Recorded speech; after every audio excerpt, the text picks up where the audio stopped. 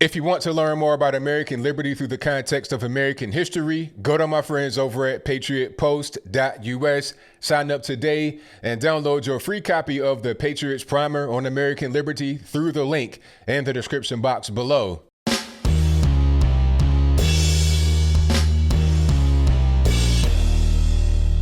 How's everybody doing? My name is Anthony Brian Logan, and today we got to talk about Donald Trump tweeting liberate Virginia and the Second Amendment rights too, but that's a different story. We'll get to that in a minute. Liberate Minnesota and liberate Michigan.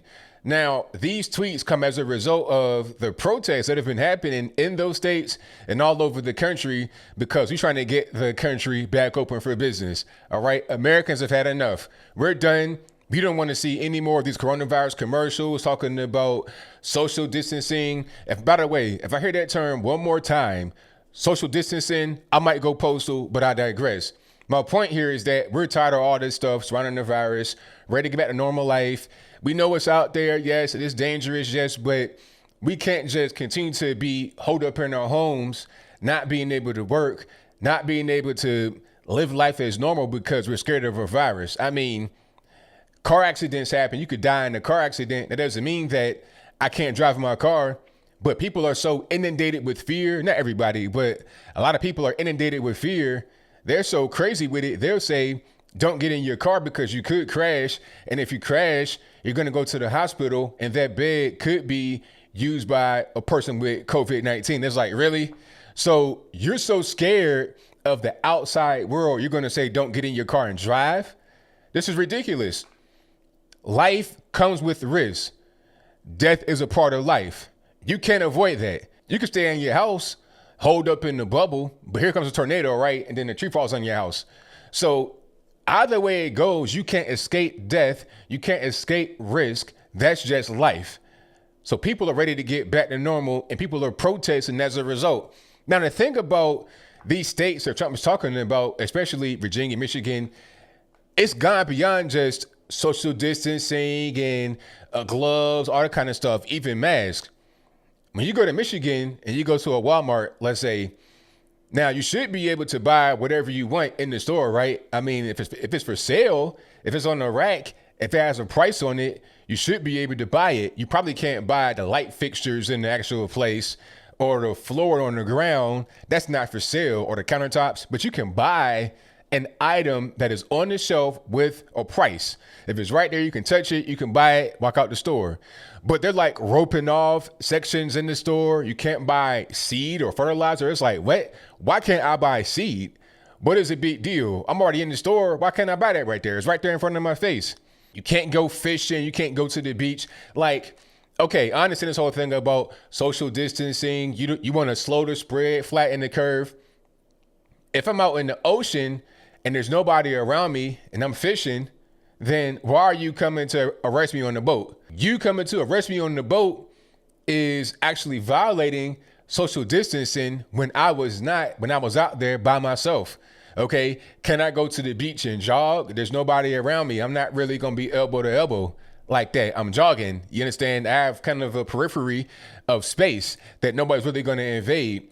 Ain't nobody going to be 3 feet from me jogging the whole time. That's not how that works. So, I mean, some things just kind of make common sense, but people are taking these things to the next level. And then in Virginia, they're passing all kind of rules, all kind of laws, crazy gun control laws, abortion, gender identity. It's like, what do gun laws, abortion, and gender identity have to do with the coronavirus? I don't really understand. The same thing can be seen in other places.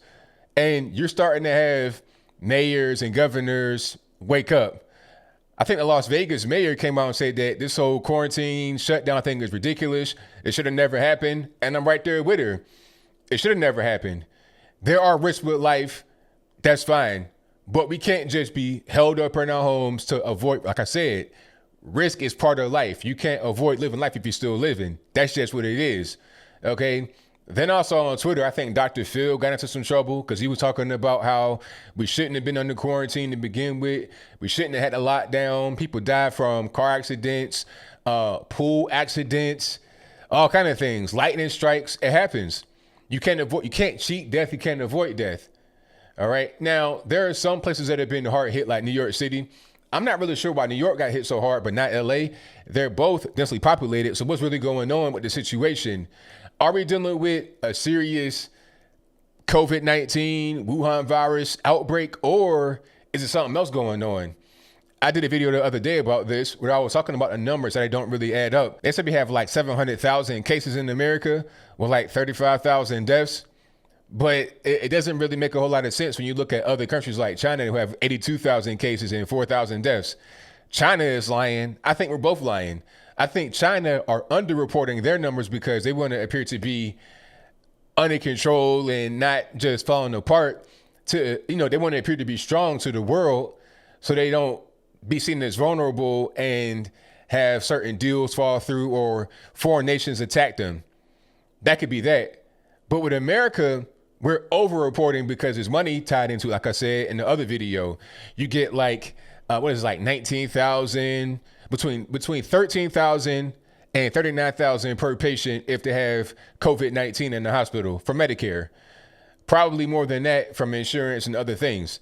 So, this whole thing is just kind of a farce.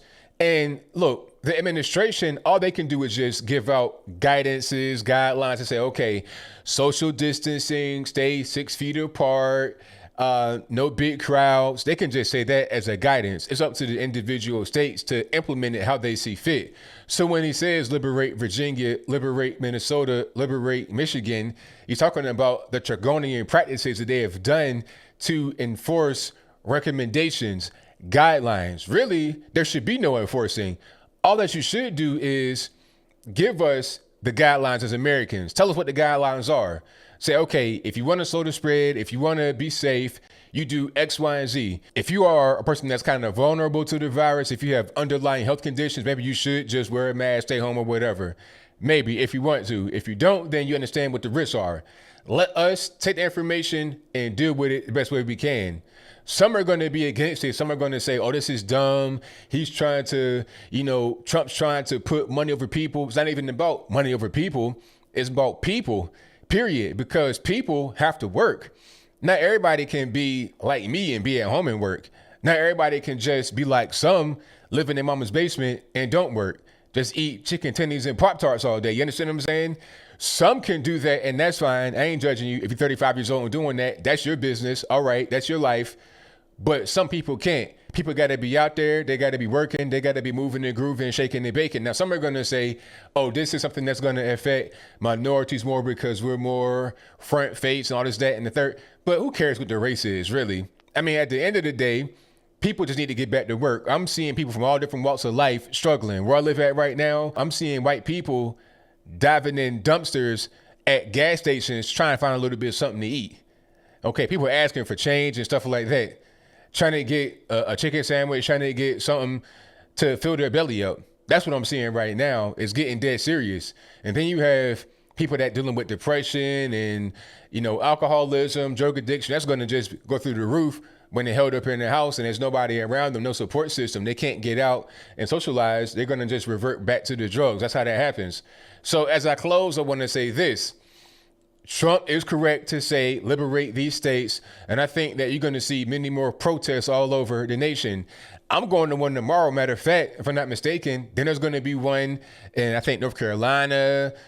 All over the country, there's going to be more protests. Texas and Florida are starting to open up. The beaches are open right now in Florida and they packed. Why? Because people want to get outside.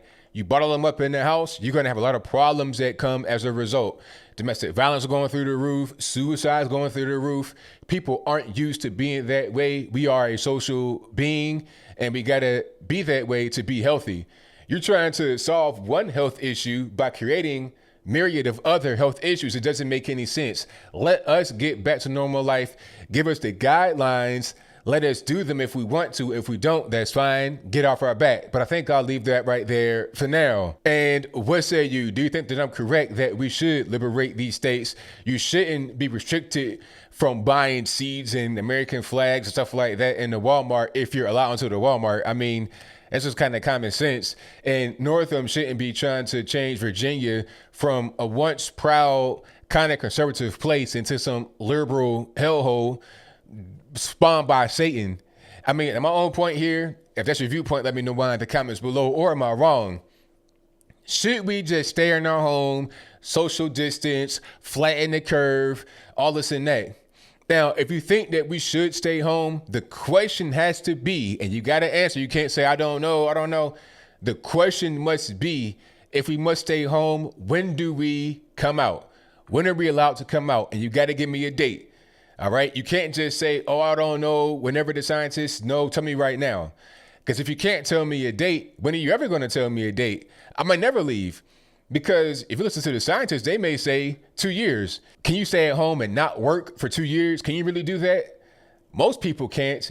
Even if you can stay home and work, where are you going to get your money from to be able to pay yourself if the economy around you is crumbled? All right.